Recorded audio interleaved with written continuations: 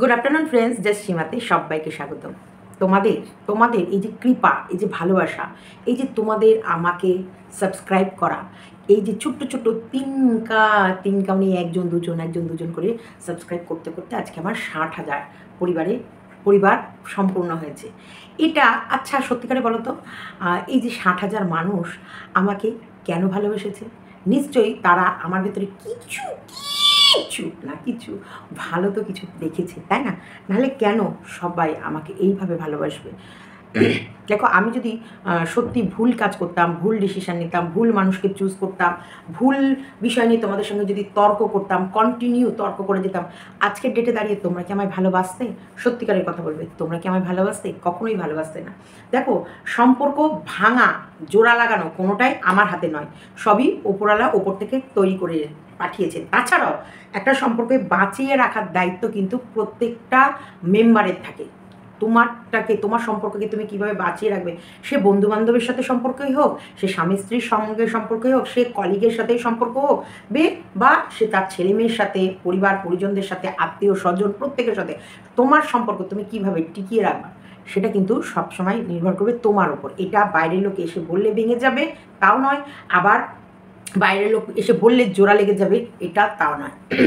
তাহলে আজকে কিছু মানুষ আমার কমেন্ট বক্সে কমেন্ট লিখেছে, মানে যেখানটায় আমি দিয়েছি যে 60,000 পরিবার সম্পূর্ণ করতে তোমরা সহযোগিতা করছো। কেউ লিখেছে রিমি প্রীতম দিশানির সংসারটা ভেঙে তুমি 60,000 করেছো। কেউ লিখেছে আমার টেপির সংসারটা ভেঙে তুমি 60,000 করেছো। দেখো, সংসার ভাঙলে আমি যদি অন্যায় করতাম তাহলে কি সত্যি তোমরা আমাকে ভালোবাসাটা দিতে?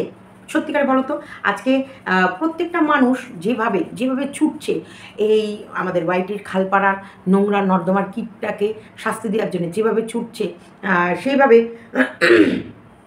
ওই অন্য ক্রিয়েটারের পিছনে তো মানুষ ছুটছে না। আজকে তোমাদেরকে একটা কথা বলছি, দেখো, প্রথমত বলছি 1 মিলিয়ন সাবস্ক্রাইবারের ভাইয়ের বউকে আমাদের এই টেপি। তাহলে টেপিকেও প্রচুর মানুষ চেনে কিনা বলো তো? নিশ্চয়ই চেনে। আজকে টেপি যদি সত্যি সৎ, আজকে যদি সত্যিও প্রত্যেকটা কথা সত্যি বলতো, আজকে টেপি প্রত্যেকটা মুহূর্তে, দেখো 1 মিলিয়ন চ্যানেলের ওনার মালকিন নিজে টেপিকে মানে সৎ বলে, মানে বাচ্চা মেয়ে বলে আখ্যা মানে এটাকে বলা হয় উপহার, আখ্যা, পদবী বা উপাখ্যান বা যেটাই বলতে পারো, ওকে একটা সবার সামনে ইনোসেন্ট প্রমাণ করার যে চেষ্টা করেছিল, যে ও একটা নিরীহ সরল সাদাসিধে বাচ্চা মেয়ে, ওর কোনো দোষ নেই। হ্যাঁ, যত দোষ এই সন্দীপটা এবং সন্দীপরা যারাই করে খাওয়ায় ওরা সন্দীপ বা সন্দীপের বাবা মা তাদেরকেই হচ্ছে লাথি মারে, এই যে কথাটা বলেছিল। তা আজকে তাহলে এতগুলো মানুষ, বড় মিলিয়ন চ্যানেল মানে মুখের কথা না, এতগুলো মানুষ ওনার ভিডিও দেখেছে, কম করেও সেই সব ভিডিওগুলো অন্তপক্ষে 2-4 লাখ তো লোক দেখেইছে। তাহলে তারা সেই বড় চ্যানেলের মুখে শোনার পরেও কেন ওই বাচ্চা মেয়েটার পাশে সেইভাবে দাঁড়ালো না? বাচ্চা মেয়েটার যে ভিউজগুলো কামিয়েছে সেগুলো হচ্ছে ক্লিক বেট করে, কিন্তু বাচ্চা মেয়েটার পাশে সত্যি কি সবাই দাঁড়িয়েছে? তোমরা বলো, তোমরাই বলো। এই যে বাচ্চা মেয়েটাকে এতটা সাপোর্ট বড় চ্যানেল করলো, তারপরে বাচ্চা মেয়েটার যথেষ্ট পরিচিতি আছে, যথেষ্ট মার্কেটে পরিচিতি, তারপরেও বাচ্চা মেয়েটার সেই জায়গাটা, যে লেভেলটা যাওয়ার কথা ছিল সেখানে যেতে পারছে না কেন? আজকে বাচ্চা মেয়েটাকে বলতে হচ্ছে আমার কারণে আমার দাদা বৌদির সংসার ভেঙে যাচ্ছে। ওগুলো আজ ভাঙবে না, ভাঙবে অবশ্যই। তোমরা বুকে হাত দিয়ে বলো তো, এরকম বিয়ের পর ডিভোর্স নিয়ে, মানে ডিভোর্স না, প্রেম, বিয়ের পর মানে বরের বোন প্রেম করে প্রেমিক নিয়ে বাপের বাড়ি বসে থাকবে, আর সেই বাড়ির বউ সেই বাড়ির মেম্বারদের কিছু বলবে না, বা সেই বাড়ির সংসার, ওই দাদা বৌদির সংসার ভবিষ্যতে ভাঙবে না, এই গ্যারেন্টি কেউ দিতে পারবে? দিতে পারবে? আজকে এই বৌদিকে তুয়া করে রেখেছে, কারণ দেখছে এই যে দাদা এখন কাজে যাচ্ছে না, সারাক্ষণ বৌদিকে এন্টারটেন করছে, আনন্দ দিচ্ছে। আরে বাবা, এই গুতোগুতি আদর আর চুম্মাচাটি 1 বছর ঘুরতে না ঘুরতে আর ভালো লাগবে না? এই যে তোমার, দেখো তুমি এই যে এই ট্যাপার সাথে এই বছরও ঘোরেনি, তোমার এই 9-10-11 মাসেই তোমার মন উবে যাচ্ছে ট্যাপার ওপর থেকে, তাহলে এদের উঠবে না? আর এদের তোমার কীর্তি দেখার পর এদের মাঝখানে অশান্তি আসবে না?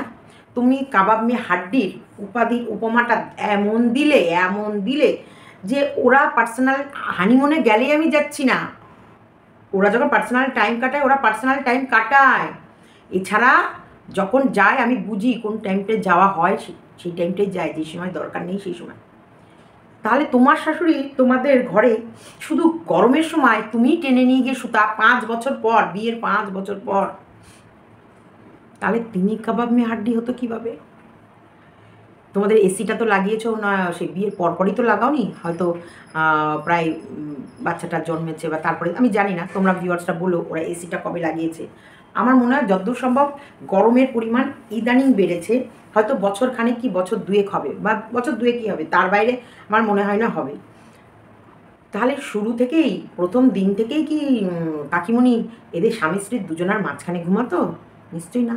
বাড়ির বউ পুরনো হয়েছে, যখন বাড়ির বউ মানে শিখে গেছে যে না, এখন ধীরে ধীরে গরমও বেড়েছে, সব কিছু। আমাদের বাড়িতে সত্যিকারের এই যে এখন বিস্কুটের জন্য এসি চালাতে হয়। আমার তো নিচে যখন এসি, এখন শুভ এসে সবসময় বলে বাবা গরম লাগছে গরম লাগছে, এই ঘরে এসে শুতে চায়। এই ঘরে তো ছিল না এসি, তখন তো শুতে চাইতো না, তখন তো এসি ছাড়া নিচেই ঘুমাতো, কখনো কখনো ওপরে যেত। এখন আমি ভিডিও করলেও, কালকে এসে দেখলাম লাইভ চলছিল, তার মধ্যে বলছে পিঙ্কি খুব গরম খুব গরম, বাবা বাইরে যা গরম। তাহলে মানুষটা যদি, আমি লাইভ করছি, উনি যদি ওখানে শোয়, কোনো অপরাধ? কোনো অপরাধ নয়। আজকে দিনের বেলা যদি উনি না, মন যদি হয় না একটু শুই, খুব গরম পড়েছে আর ওপরে উঠবো না, নিচে একটু এই ঘরটায় শুই, আমরা বিস্কুটের জন্য সবাইকে এই ঘরটায় ঢুকতে দিই না, ওকেই রেখে দিই। তাহলে যদি একটু গরম, যদি মানুষ অভ্যাসের দাস, ধীরে ধীরে যখন বাড়িতে একটা এসি আছে, বুড়ো মানুষটা গরমের দিনে যদি একটু শোয়, ছেলে বউয়ের ঘরে মাটিতে বিছনা করে বা খাটে, যদি শ্বশুর শাশুড়ি বৌমা আর ছেলে বৌমা আর হচ্ছে শাশুড়ি মা বাচ্চাটাকে নিয়ে শুলো, আর ছেলে যদি নিচে বিছনা করে শোয়, তাহলে কাবাব মে হাড্ডি হলো কী করে? তোমাদের তো সারা বছর পড়ে রয়েছে, তোমরা তো সারা দিন পড়ে রয়েছো, সারা বছর পড়ে রয়েছে, যখন মন চাইবা তখন তোমরা পার্সোনাল টাইম কাটিয়ে নিতে পারো। তাহলে মাঝে মধ্যে প্রচণ্ড গরম, অস্বস্তির লু পড়ছে, সেই সময় যদি তোমার ঘরে তোমার শাশুড়ি মা যদি গিয়ে শোয়, সেটা কাবাব মে হাড্ডি হলো কি করে?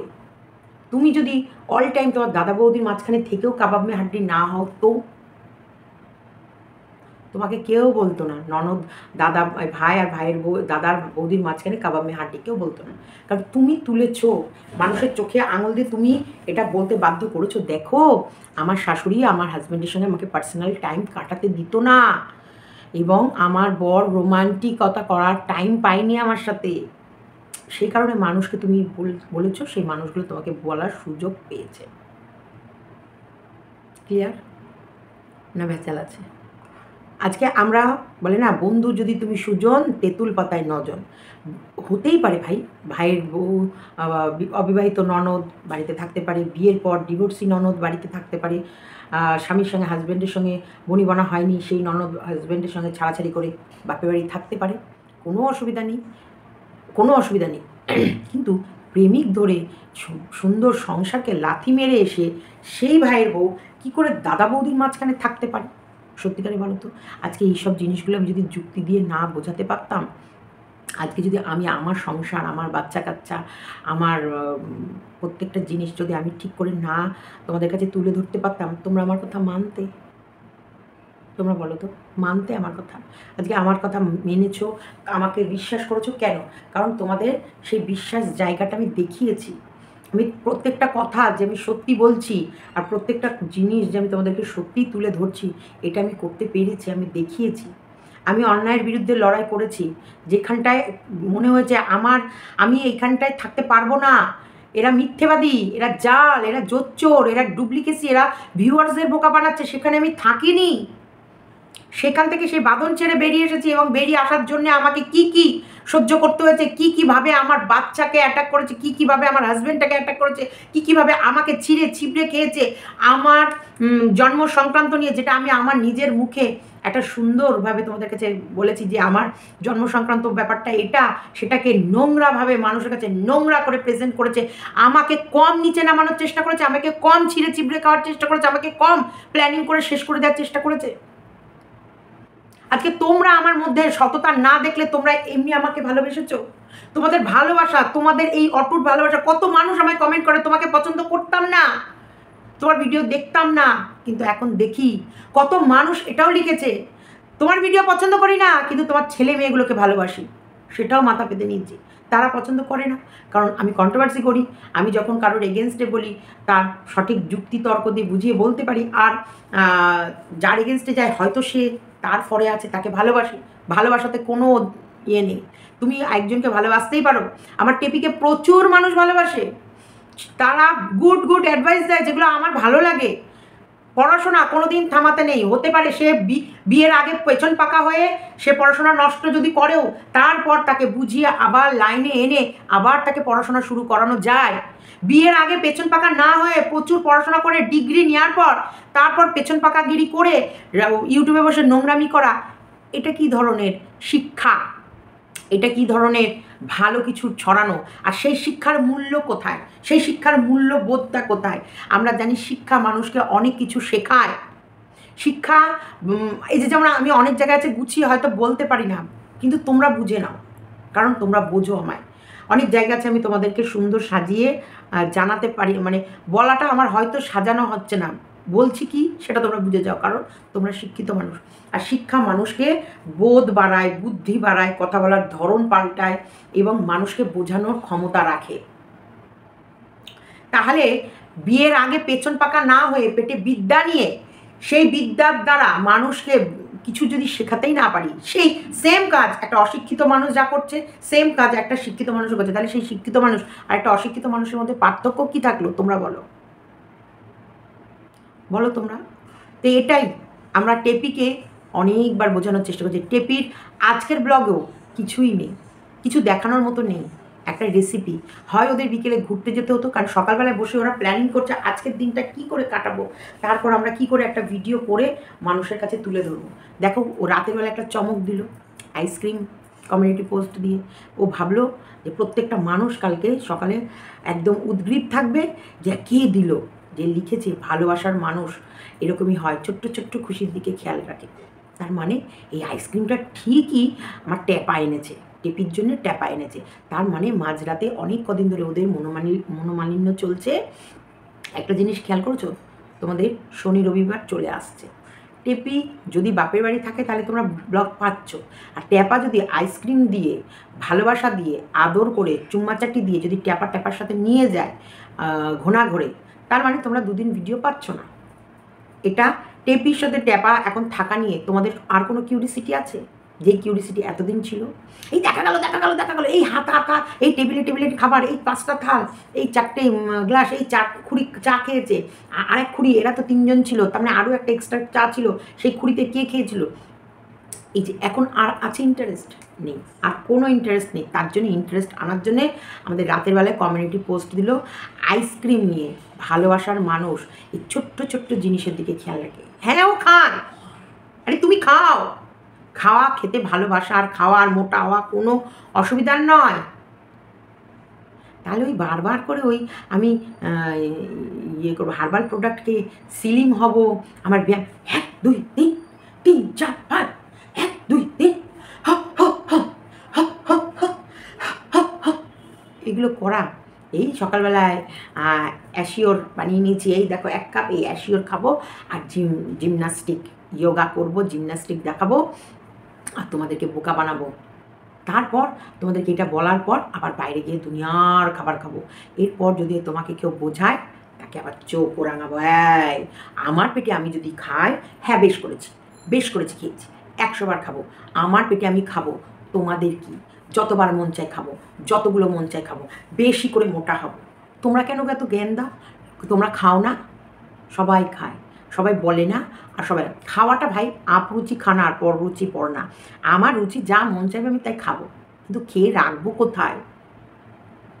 পাকস্থলীটা ওটা কত বড়, পাকস্থলী কিন্তু অ্যাকচুয়ালি রাবারের মতন।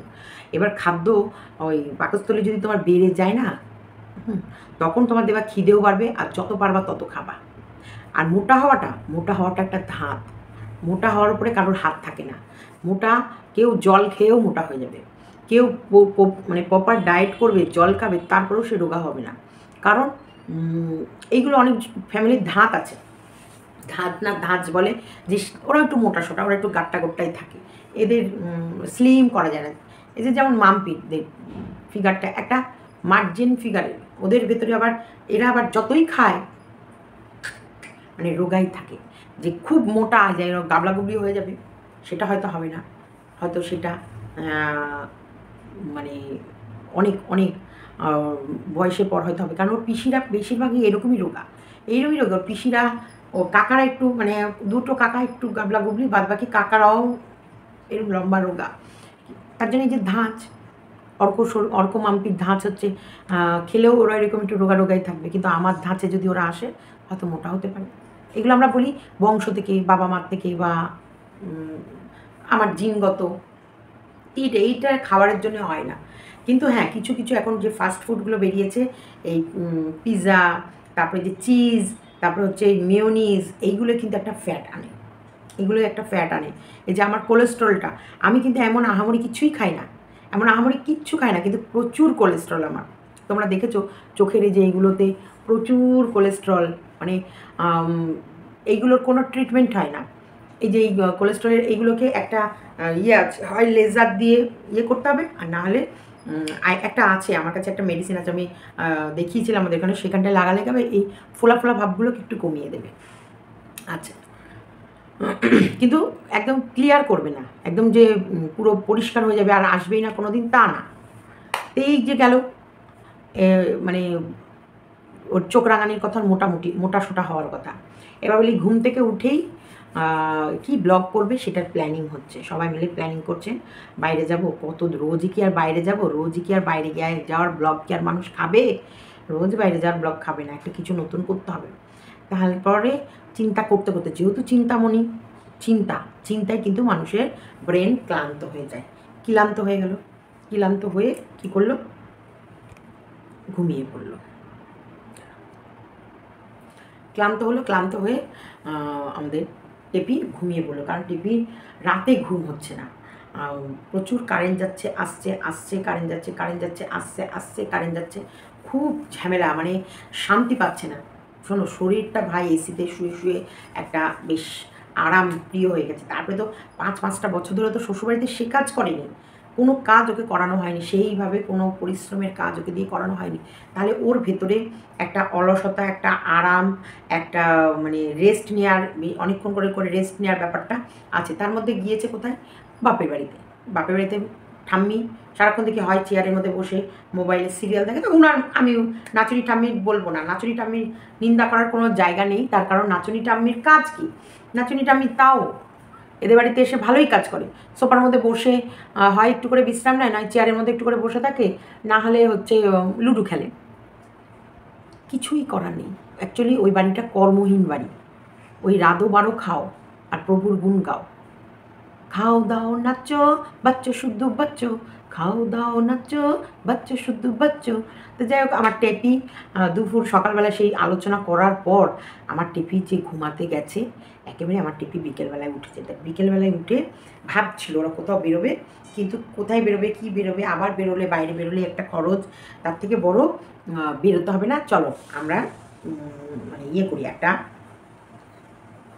স্ন্যাক্স বানাই, এটা বেশ একটা ভিডিও হয়ে যাবে। আর এই স্ন্যাক্সগুলো আমি ইউটিউবে প্রচুরবার দেখেছি। কংগ্রাচুলেশন ৭০০০ সাবস্ক্রাইবারের জন্য। থ্যাংক ইউ সবাইকে, মানে কংগ্রাচুলেশন। আমি এখানে না, আমি সুইগি থেকে অর্ডার করেছিলাম, আমি ইনস্ট্রাকশন দিয়েছিলাম যে কংগ্রাচুলেশন লেখার জন্য, কিন্তু ওর বদলে আমাকে হ্যাপি বার্থডে হ্যাপি অ্যানিভার্সারি পাঠিয়েছে। আচ্ছা, থ্যাংক ইউ এই সব কিছুর জন্যে। কিন্তু তোমরা তাই তোমাদের সামনে তোমরা কবে খাওয়াবো যে তোমাদেরকে। থ্যাংক ইউ মাম্পি আমাকে এই সারপ্রাইজটা দিয়েছে, আমার খুব ভালো লাগছে। আমি সকাল থেকে বলছিলাম কি খাবে, বিরিয়ানি খাবে, বিরিয়ানি। আজকে মাম্পির আর আমার অনেক কটা ভিডিও আসবে, তাই না? আচ্ছা, thank you Mampi, thank you so much. আগে ফু দাও। ও মানে আনন্দে ভুলে গেছি। আমি মোমবাতি, ঠাকুরের আশীর্বাদ। তো যাই হোক, এটা সত্যিকারে বলতে আমি কোনোদিনও যে 60,000 সাবস্ক্রাইব হবে এটা আমি স্বপ্নেও ভাবিনি, 10,000 হবে এটাই ভাবিনি। আমার কমিউনিটিতে পোস্ট দিয়েছে, ওখানে একজন কমেন্ট করেছে, বুতো ফুদা ও আচ্ছা আমার শোন, আচ্ছা দেখেছিস, দেখো, আচ্ছা বল সন্টিটা কই, আচ্ছা না, এই আজকে মাসি আসেনি, অনেক কাছে ও হ্যাঁ, আজকে আমার বিশাখা আসেনি, আমার স্পেশাল দিনগুলো বিশাখা আসে না।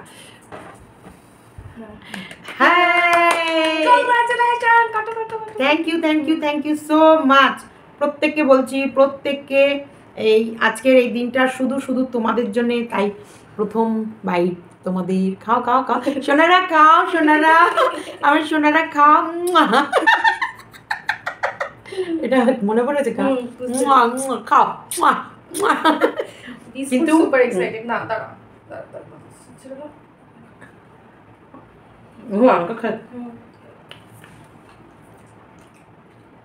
এবার ওই এক্সামিন করতে করতে বুড়ো হয়ে যাবা। নিয়ে না টাটা।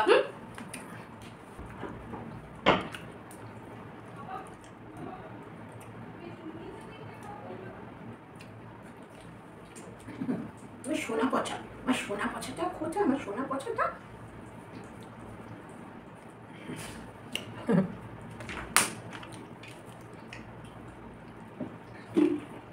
ভাবতে পারিনি এত সুন্দর একটা সারপ্রাইজ মাম্পি আমায় দেবে।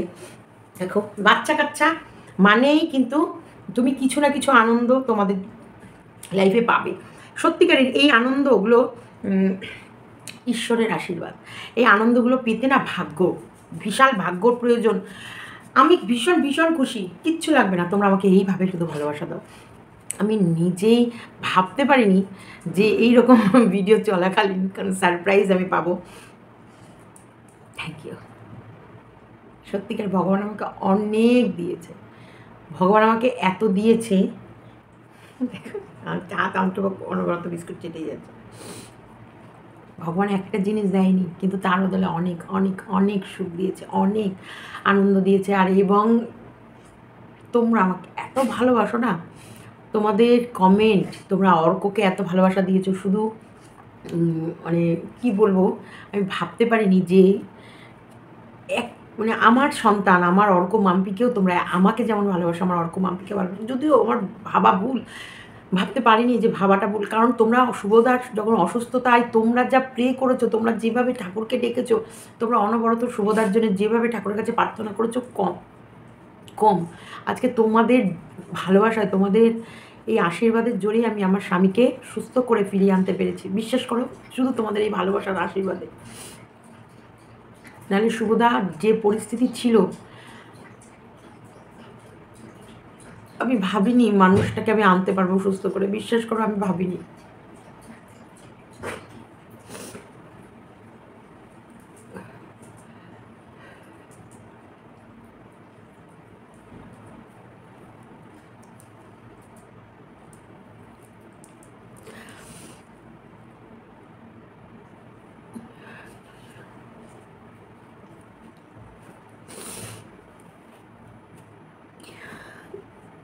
আমাকে কেউ নেগেটিভ কমেন্ট করলে না আমার কষ্ট হয় না, একটু কষ্ট হয় না, একদম খারাপ লাগে না।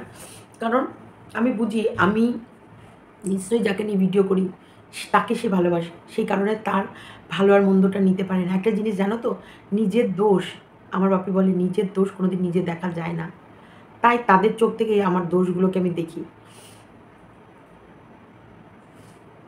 আমি একটা পরিচয় করতে পারবো, আমি একটা ছেলে মেয়ে।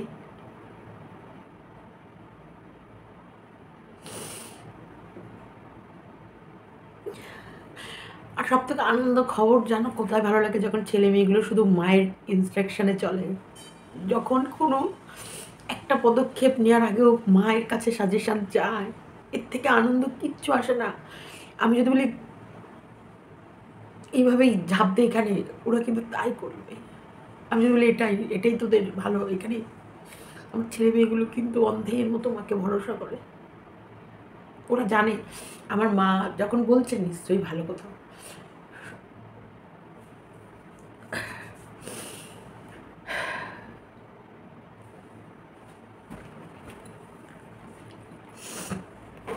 বিস্কুটও কত নিরাপদ দেখো আমার কাছে এসে, মনে হয় যেন ও পৃথিবীর সব থেকে শান্তির জায়গা।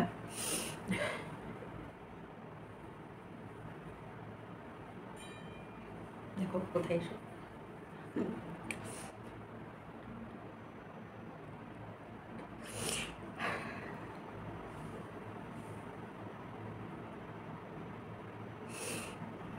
আমি চাই না কোনো সময় কারোর সংসার ভাঙুক, বিশ্বাস করো।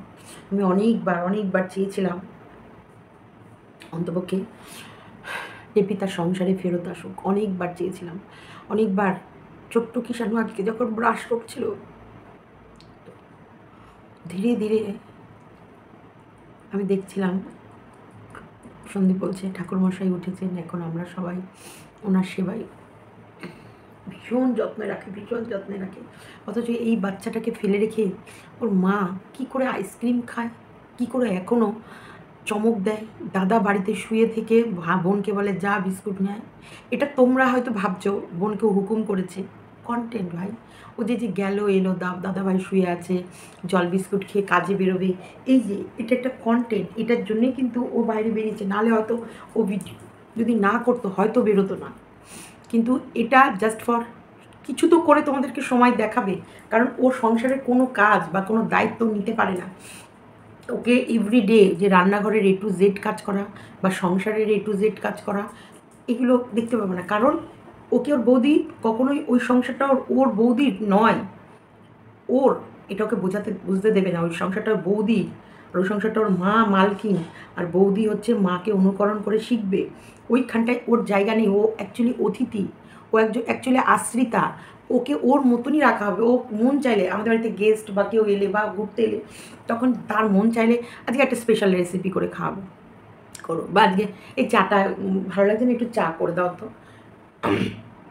ওকে চা আর কোনো হয়তো ম্যাগি, নালে হয়তো বলবে ওটসের ওই গোলা রুটি বা কিছু, এগুলো মানে একদম যেটা বাড়ির মেয়েরাই বিশেষ করে থাকে, যে দায়িত্ব না, ও পরের ঘরের সম্পত্তি, ও আছে একটা মানুষ আছে, প্রেজেন্ট আছে, তাকে দিয়ে এই একেবারে কুড়ে হয়ে যাবে, না করলে নয়, এগুলো কর।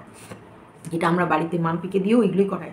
এই বিকেলে চাটা দিত, বিশাখা আসেনি আজকে, যেমন আমি ভাত ডাল আলু সেদ্ধ আর সকালে সব করে ফেলেছি, হয়তো এখন গরম গরম মাছ ভাজছে, বড়া ভাজবে, আর সব রেডি করা, শুধু ও হয়তো ভাজবে, বাবাকে খেতে দেবে। এটা যাতো আজকে ওকেও আমি অনেক কটা ভিডিও করে দিয়েছি। তারপরে জানো কাজের মাসি না আসলে বাড়িতে যে কাজগুলো থাকে সেগুলো গোছানো, ওপরের সমস্ত কাজ, তার ভিতরে মাম্পি অ্যাসাইনমেন্ট করছিল, সেখানটায় একটা সময়, মানে এই যে সমস্ত কিছু সারার পর যখন মাম্পি কখনো আমার বাড়ির দায়িত্ব হতে পারে না। মাম্পি আমার বাড়িতে জাস্ট আছে, শিখছে, কিন্তু আমাদের ব্রেন, আমাদের মন, আমাদের সব কিছুতে চিন্তা এটাই থাকবে ও পরের বাড়ির সম্পত্তি, ওকে পরের বাড়ি যেতে হবে। তাই ও একটা না একটা টাইম আসবেই যে ও পরের ঘরে যাবে। কিন্তু আমার ছেলের বউ এলে কিন্তু ওটা ওরই অধিকার। এই দেখো তোমরা আমার মাম্পির ব্লগেই পাবে, যখন আমার শাশুড়ি মারা গেছিলো, শর্মি লুচি টুচিগুলো ভাজকা, শর্মি খেতে দে, শর্মি তো মা এসেছে, শর্মি ঠাকুমাকে এটা দে, শর্মি বাবাকে জল দে, শর্মি একে এটা কর, তখন কিন্তু সব শর্মিই করবে।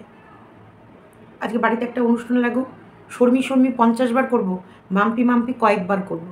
তাহলে কারণ শর্মিরই অধিকার, শর্মিরই সব কিছু, এগুলো আমাদের ব্রেনে শুরু থেকেই তৈরি হয়ে যায়। সেটাই আমি বলি, আজকে টেপি যখন মা বাবার ঘাড়ের ওপরে বসে এইভাবে বৌদির সংসারের মধ্যে নাক গলাবে, তখন তো অশান্তি হবে, কিন্তু নাক গলাতে পারবে না, কারণ ওর বৌদি ওকে নাক গলাতেই দেবে না। ও যতই চেষ্টা করুক, শুধু ওকে সহ্য করছে, শুধু ওকে রেখেছে জাস্ট ফর মানি। এই যে প্রত্যেকটা জিনিস আমি আমাকে রিলেটেড করেই বলি, আমি যেটা অনুভব করি, আমার সংসারে যদি এটা হয় আমি এটা অনুভব করে বলি। আজকে অনেকে বলে মাম্পির বিয়ে দাওনি, অনেকে নয়, কন্ট্রোভার্সি করতে গিয়ে যখন আমার সঙ্গে পারে না সে বলে মাম্পিকে বিয়ে দাও। আমি মাম্পিকে বলি চুজ তুই করবি তোর জীবনসাথীকে, কিন্তু চয়েস করার পর কখনোই রিটার্ন আসবো বা ফেরত আসবো সে চিন্তা করবে না। তাই যাওয়ার আগে বয়স হচ্ছে, দেখে শুনে বুঝে সেরকম সম্পর্কের সঙ্গে জড়াবা বা সেরকম সম্পর্কই তৈরি করবা। আর অ্যারেঞ্জ ম্যারেজ হলে তো অবশ্যই আমরা দেখবো, তবুও মাম্পি মেন্টাল দিক থেকে এখনও বিয়ের জন্য রেডি হয়নি। আর আমি এইসব ভিডিও বলে না, আমি যে তোমার হাসনাবাদ কোর্টেও গেলাম, লাইন মিনিমাম 1-1.5 মানুষ মহিলা দাঁড়িয়ে আছে এরকম ডিভোর্সের জন্য, 1-1.5 মহিলা, এবং সেখানটায় কী বিধ্বস্ত অবস্থা। সামনে আমি শুধু হাসনাবাদ কোর্টে গেছি, এরকম যত কোর্টে যাব তত কোর্টেই ডিভোর্স নেওয়ার জন্য মেয়েরা এমনভাবে ধরে দাঁড়িয়ে আছে।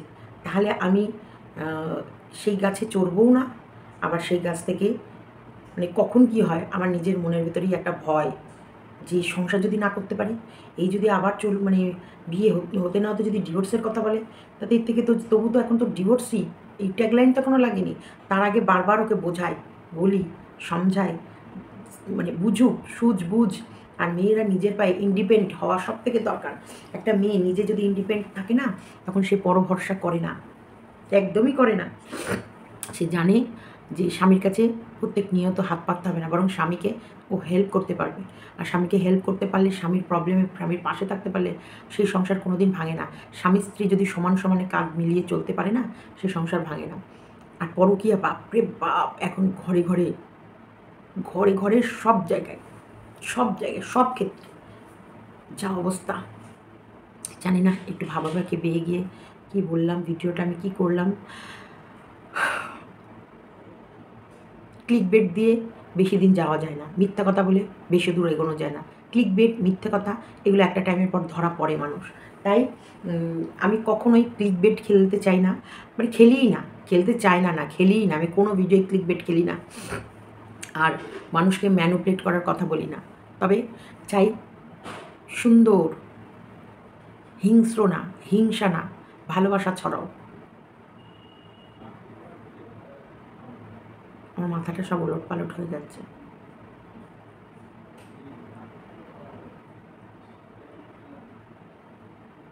ষাট হাজার পরিবার না,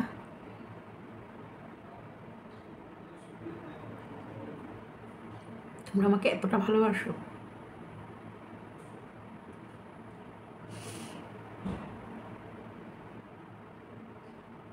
আমার মনে অনেক কষ্ট, কিন্তু ভুলে যাই কিসের কষ্ট, কেমন কষ্ট মনে রাখি না, মনে থাকেও না। একটু ভালোবাসলেই সব ভুলে যাই।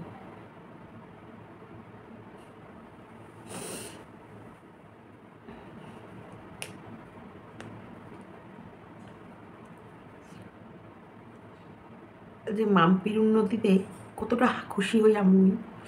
অর্কর, এই যে অর্ককে তোমরা এত ভালোবাসছো, এটা দেখে খুব খুশি হচ্ছি। আজকে আমারও মা নিশ্চয়ই খুশি হতো।